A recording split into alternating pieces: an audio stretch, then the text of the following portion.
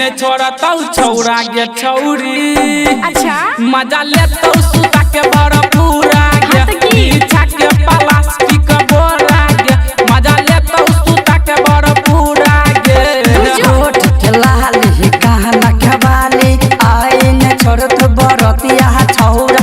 होठ के लाली कहना के बाली होठ छाइले तो गे आईने छोड़तौ छौरा गे छौरी। मजा लेतौ सुता के भरपूरा गे बिछा के प्लास्टिक के बोरा गे मजा लेतौ सुता के भरपूरा गे।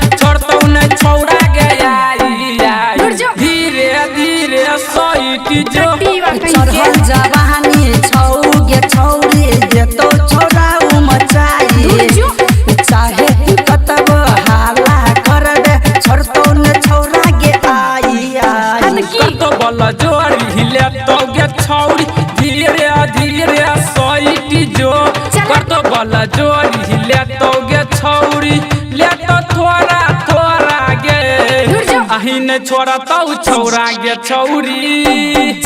मजा लेतौ सुता के भरपूरा गे बिछा के प्लास्टिक बोरा गे मजा लेतौ सुता के भरपूरा गे।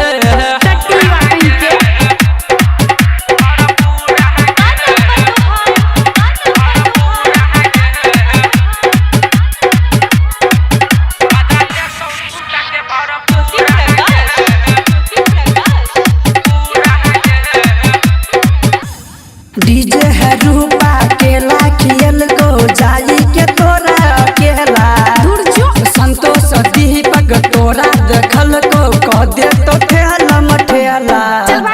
आई ने छोड़तौ सकुआ के छौरा डीजे आ रूपा केला खेल को जाई के तोरा अकेला दीपक संतोष तोरा हंसल को कह दे तो ठेला मठेला।